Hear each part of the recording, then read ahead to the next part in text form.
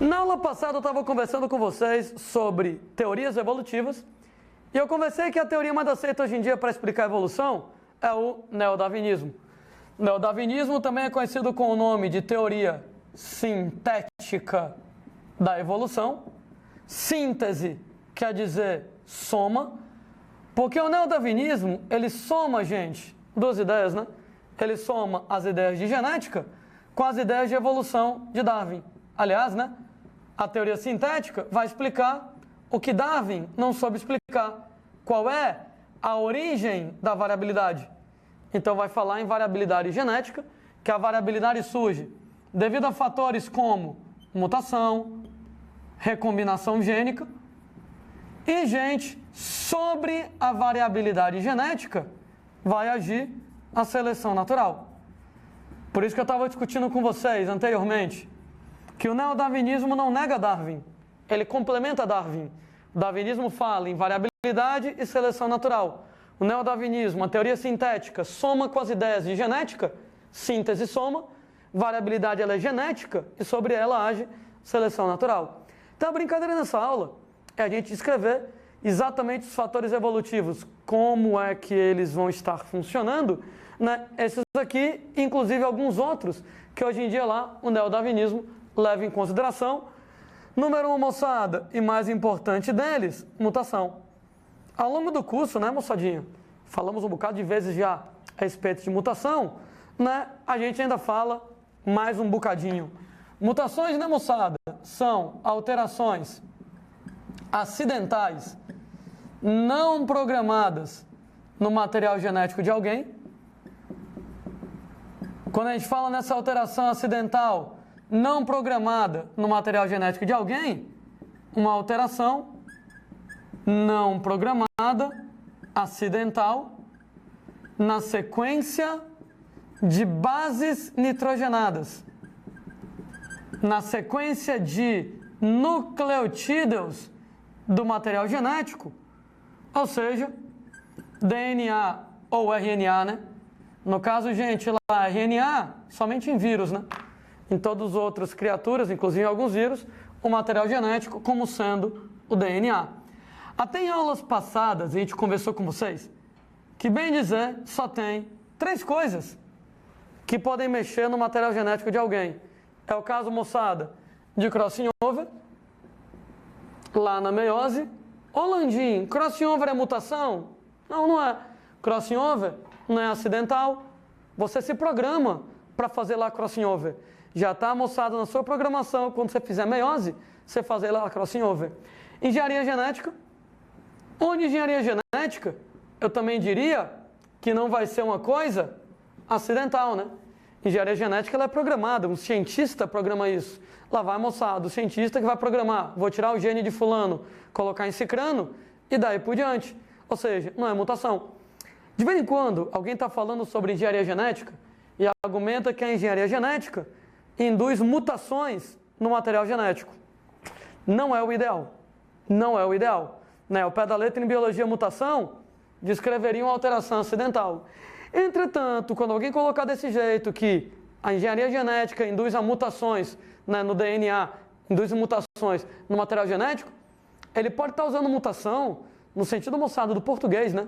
Mudanças. Promove mudanças no material genético. E é verdade, né? Engenharia genética, ela vai lá promover mudanças no material genético. Biologicamente falando, o ideal era não chamar de mutação. Crossing over não é mutação, engenharia genética não é mutação. São mudanças. Ao pé da letra, não são mutações, porque não são acidentais. Mas, volto a dizer, cuidado no item de uma questão. Se o cara vai lá e coloca o crossing over, promove uma mutação no material genético, ou engenharia genética induz uma mutação, leia esse item com muito carinho. Será que o filho da mãe quer falar mutação no sentido português de mudança?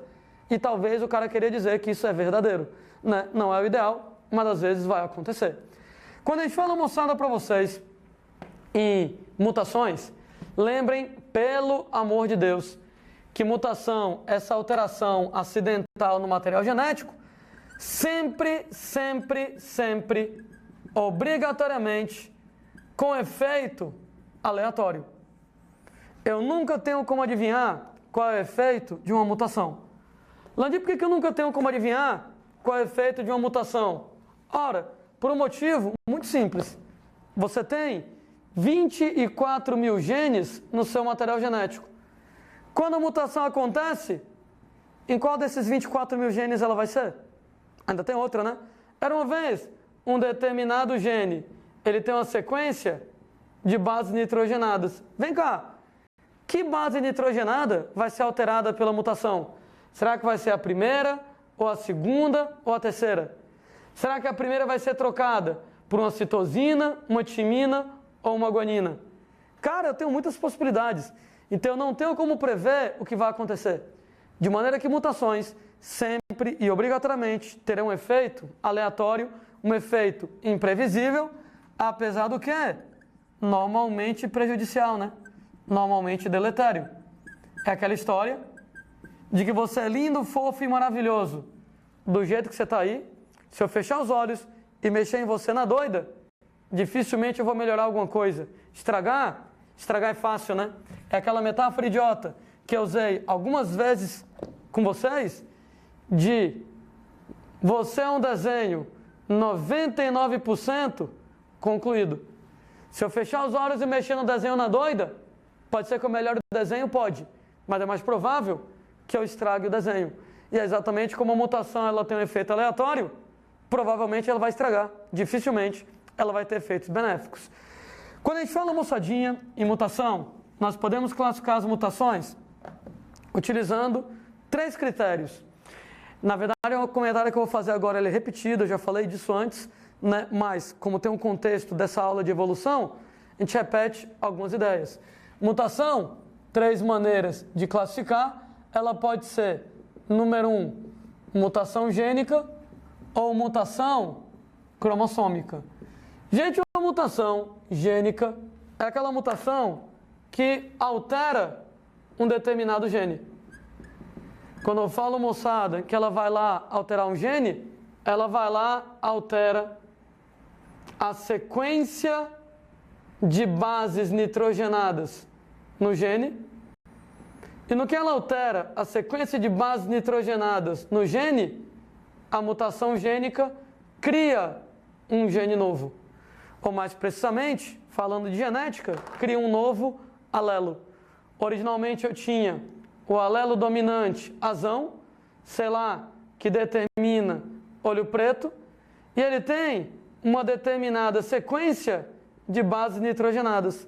Um belo dia, o que acontece na mutação é que eu troquei uma base nitrogenada. Então, sei lá, o gene agora ficou diferente. No que, moçada, você muda a receita do gene, você muda a característica. O que era um gene que determinava olho preto, agora é um gene, um alelo, que determina olho azul. O que era o gene, um alelo azão, agora é o gene, o alelo azinho. De maneira, moçada, nesse caso, que quando a gente fala em mutações gênicas aqui pra gente, a mutação gênica, ela vai alterar a sequência de bases do gene e criar um novo gene, criar um novo alelo, né? Vai pegar, por exemplo, o alelo azão, que determina olho preto, e vai transformar no alelo azinho, que determina lá a existência, a ocorrência de olho azul para um determinado indivíduo. Ah, a propósito, né?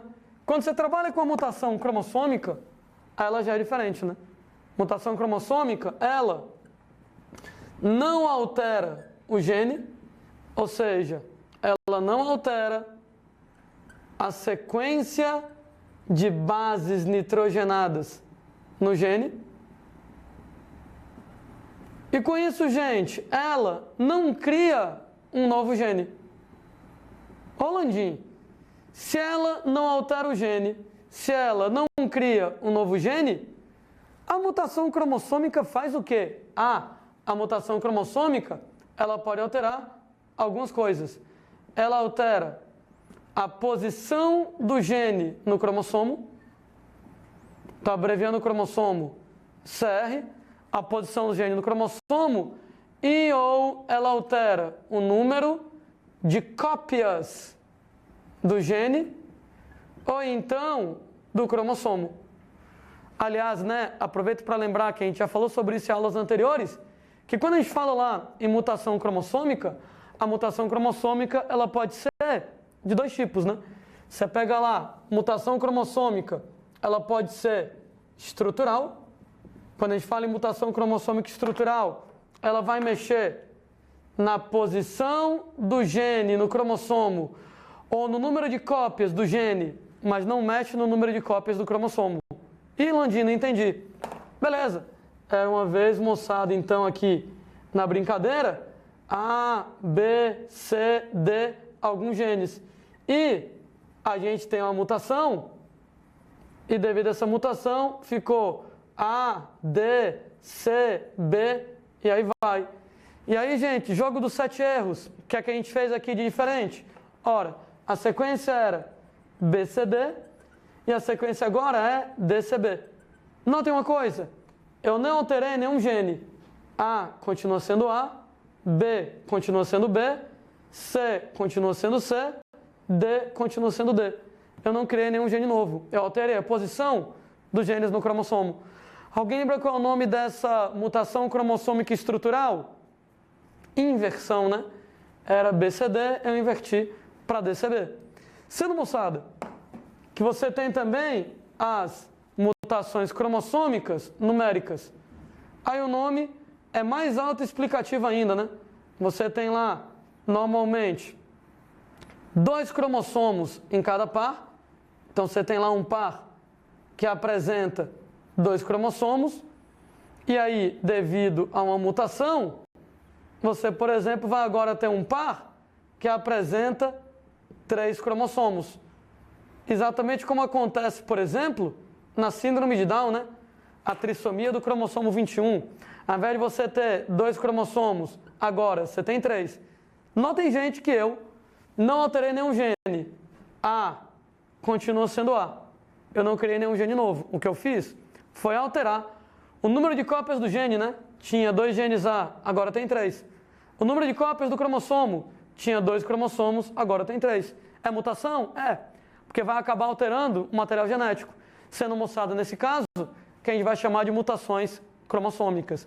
Quem não lembrar disso aqui direitinho, dá uma olhada nas aulas de citologia, lá na aula de cariótipo, que a gente falou exatamente dos tipos de mutação cromossômica, estrutural, numérica, bem direitinho. Fato é que mutações cromossômicas, elas não criam características novas. Pode notar que quando eu fiz uma mutação desse tipo, A continua A, B continua B, C continua C, D continua D. Nenhuma característica nova, ela foi criada. Quando eu fiz lá uma mutação cromossômica numérica, A continua A. Nenhuma característica nova foi criada. Pode notar que no amigo com síndrome de Down, não tem nenhuma característica inédita na espécie humana. O amigo Down tem lá retardo mental, pode acontecer retardo mental em pessoas que não são Down. Tem lá olhinhos puxados, pode ter lá olhinhos puxados em pessoas que não são Down. Flacidez muscular, pode ter flacidez muscular em pessoas que não são Down. Ou seja, não existe, moçada, nenhuma característica nova, inédita, que surgiu devido a uma mutação cromossômica, estrutural ou numérica. Entretanto, mutação gênica, ela cria novas características. Originalmente, todos os humanos tinham olho preto, um belo dia tem uma mutação, surge o olho azul. E aí, moçada, é por isso que eu vou dizer que a mutação gênica é a causa primária da variabilidade. Ou seja, quando a gente fala, moçada, em fatores evolutivos, a gente tem lá que vai ser a mutação, e particularmente a mutação gênica, que será a causa primária da variabilidade. O que é que eu quero dizer com causa primária da variabilidade? Quando a gente fala em mutação gênica, é que a mutação gênica é o único fator evolutivo, único fator evolutivo capaz de criar um novo gene e automaticamente capaz de criar uma nova característica inédita. Todo o processo evolutivo começa com a mutação. E a gênica cromossômica não cria genes novos. Como a mutação cromossômica não cria genes novos, ela não cria características novas. Quem vai criar genes novos, quem vai criar características novas vai ser a mutação gênica e ela é a causa primária da variabilidade. Ô Landim, e onde é que a recombinação gênica ela entra na historinha? Onde é que a recombinação gênica ela entra na história? Ora, moçada, recombinação gênica, ela diz respeito a um fator evolutivo que ela não cria novos genes. Ela também não cria novas características. Ô Landim, e vai fazer o que então a recombinação gênica? O que ela vai fazer é criar novas combinações de genes. Ela vai criar novas combinações de características, aqui nesse caso. Não deu para entender? Claro que a gente tenta explicar melhor. Era uma vez, moçada, a primeira pessoa do mundo a desenvolver o gene para olho azul. Então, tinha lá o carinha, né? Ele tem cromossomos em duplas, né? Você tem lá azão. Um belo dia, moçada, acontece a mutação e surge o gene azinho para olho azul. Com a única pessoa do mundo para quem ele vai poder mandar esse gene azinho? O filho dele, né? Se aparecer um novo gene em você, a única pessoa do planeta para quem você pode mandar esse novo gene, seu filho, seus filhos, seus descendentes. Aliás, pode mandar ou não, né? Porque quando você vai lá e faz meiose, você pode produzir gametas com azão, você pode produzir gametas com azinho. Pode ser que você mande o gene original, pode ser que você mande o gene mutante. Notem que a primeira pessoa do mundo que sofreu a mutação para ter o gene para olho azul, não tinha olho azul. Porque nesse caso o gene está lá, mas do lado do gene azão talvez não se manifeste e tal. Entretanto, vai poder passar para o filho ter. Dependendo, claro, do que a mãe ela mande. Suponha, por exemplo, que tinha lá outra pessoa, azão, e que por coincidência sofreu a mesma mutação, e você tem lá azinho, e aí, na hora lá de fazer os gametas na meiose, pode mandar azão, pode mandar azinho, e o resultado, gente, que nessa brincadeira, poderia, por exemplo, surgir filhos azão com azão. Ei, gente, nenhuma novidade, né? Azão já existia originalmente. Originalmente, o cara era azão. Você poderia ter filhos azinho. Nenhuma novidade. Azinho já existia, né? Depois que a mutação apareceu, tinha lá azinho. Pode pegar azinho com azinho. Nenhuma novidade. Mas pode pegar azinho com azinho. Opa! Essa combinação azinho com azinho, ela é inédita. Azão já existia, originalmente todo mundo era azão. Azinho surgiu no momento que a mutação criou o gene azinho, mas moçada, a combinação azinho é uma combinação que não existia antes. O nome desse fenômeno que eu acabei de escrever para vocês, ora moçada, recombinação gênica. Quando a gente fala, por exemplo, em recombinação gênica nessa situação, eu não criei nenhum gene novo. A mutação é quem criou o gene azinho. A mutação é quem criou o gene azinho. Apesar de eu não ter criado nenhum gene novo, eu criei novas combinações de genes. Antes só tinha azão ou azinho. E agora também tem azinho, uma combinação nova que ela acabou de aparecer. E isso é recombinação gênica. Recombinação gênica, moçada, exatamente um fenômeno genético que não cria genes novos, não cria características novas, mas cria novas combinações de genes, novas combinações de características. Isso aqui explica porque que você é diferente dos seus irmãos, né? Não sei que você tem um irmão gêmeo univitelino, mas você vai ter lá diferença às vezes de altura, de cor do olho, de cor do cabelo e etc e tal. Ora, isso é devido à mutação? Não. Né? Mutação, gente, lembrem que é um evento raro. Se você é diferente lá do seu irmão, provavelmente devido à recombinação gênica.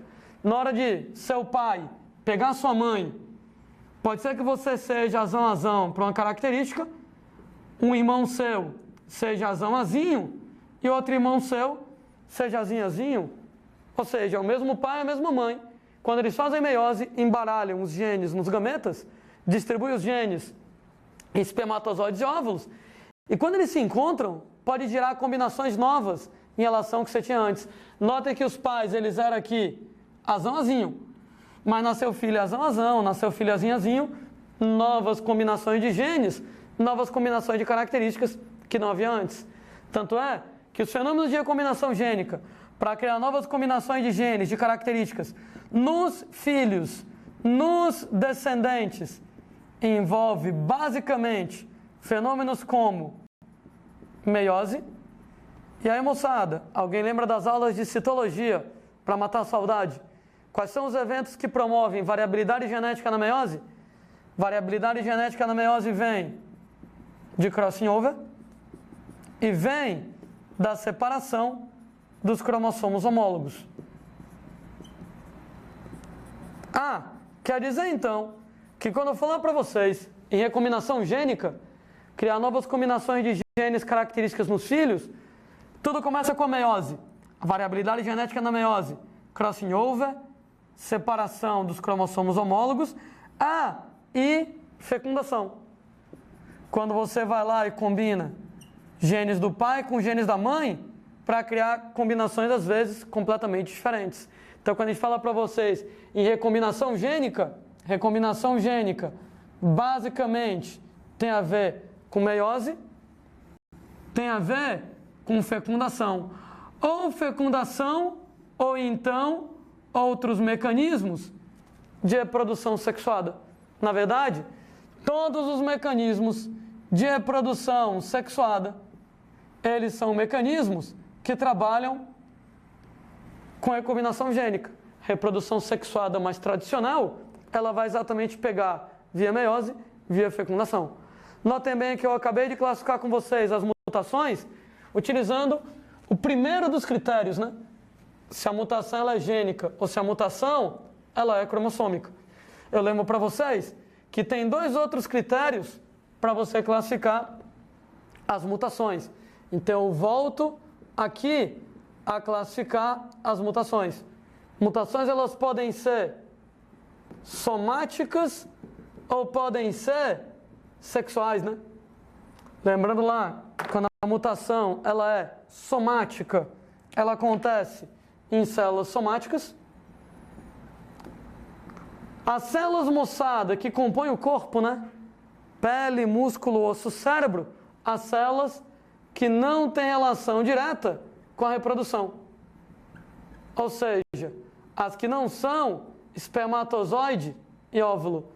E lembrem, moçada, que mutações somáticas, elas não são hereditárias.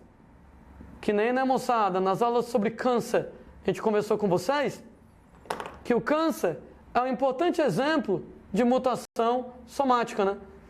Deus me livre se você tiver câncer de pele, a mutação é na pele. Se você tiver câncer de mama, a mutação é na mama.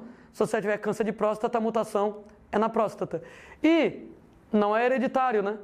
Porque os únicos genes que vão passar para os seus filhos não é o da pele, nem da mama, nem da próstata. É do espermatozoide e do óvulo. Então, por isso que o câncer não é hereditário. Mais um detalhe para lembrar, que o câncer não é hereditário, mas a propensão ao câncer é, né? Aquela história que tem genes que facilitam o surgimento do câncer. E esses genes que facilitam o surgimento de câncer são hereditários. Mas o câncer em si, a doença em si, ela é uma mutação somática, mutação que não vai ser hereditária. Já a mutação sexual é aquela mutação que acontece em células sexuais, ou seja, em gametas, espermatozoides, óvulos, em células relacionadas à reprodução. Exatamente, moçada, as mutações que elas são hereditárias. Então, são as mutações que apresentam valor evolutivo. Outra maneira, moçada, que nós temos de classificar as mutações é que mutações, gente, elas podem ser espontâneas ou induzidas. Quando a gente fala, moçada, que a mutação ela é espontânea, quer dizer que ela não apresenta causa conhecida, né? Assim, né? Quando eu digo que ela não tem causa conhecida, Provavelmente o que é que aconteceu? Erros na duplicação do DNA. Em aulas passadas a gente comentou que a imensa maioria das mutações acontecem devido a erros na duplicação do DNA. E quando a mutação é por erros na duplicação do DNA, tu joga ela como sendo espontânea. Já a mutação induzida, ela tem uma causa induzida, ela é induzida por fatores mutagênicos. Aproveito para lembrar que todo fator mutagênico, ele é cancerígeno, né? Afinal de contas, o câncer, ele vem de mutações. Daí quando a gente falou na aula sobre câncer, de fatores cancerígenos, todos eles são mutagênicos. É o caso, por exemplo, lá de radicais livres. É o caso, por exemplo, lá de radiações ionizantes, como raios X, raios ultravioleta. É o caso, moçada, de isótopos radioativos. E daí por diante. Então, quando você tem lá a mutação induzida, ela tem uma causa conhecida. Toma cuidado com outra besteira, hein? A gente tem que a mutação induzida, mesmo sendo induzida, o efeito sempre é imprevisível, né? Então, eu comentei lá no começo do papo sobre mutações, que a mutação sempre tem um efeito aleatório, sempre tem um efeito imprevisível, mesmo que ela seja induzida. Aquela história, eu vou sacanear você, eu vou jogar raios X em você. Se eu jogar muitos raios X em você, eu sei que vai ter mutação. Eu tenho certeza que vai ter mutação. Entretanto, o que é que essa mutação vai fazer? Não tenho a menor ideia. Eu posso até saber que vai acontecer a mutação. Agora, qual é o efeito dela? Não tenho nunca como saber, mesmo das mutações induzidas, porque isso aí é imprevisível. No final das contas, eu classifiquei as mutações usando, então, 3 critérios. Se a mutação ela é gênica ou cromossômica, se a mutação ela é somática ou sexual, se ela é espontânea ou se ela é induzida. Gente, para a evolução, o que é que me interessa? Mutação gênica ou cromossômica? Gênica. Cromossômica não, porque a gênica é que cria características novas. Para a evolução, o que é que interessa? A somática ou a sexual? A sexual. A somática não, porque a somática não é hereditária. A sexual é que ela é hereditária. E o que é que me interessa para a evolução? Uma mutação espontânea ou induzida? Aí não interessa, né? Se a mutação ela é espontânea ou se ela é induzida, não me interessa. Para a evolução me interessa que ela seja gênica, que ela altere o gene e crie um gene novo, cromossômica não me interessa, que ela seja sexual, nesse caso, moçada, hereditária, a somática não hereditária não me interessa, se ela é espontânea ou induzida, aí nesse caso, tanto faz como tanto fez. Raramente, mutações cromossômicas podem ter efeito evolutivo, mas a gente fala sobre isso no futuro.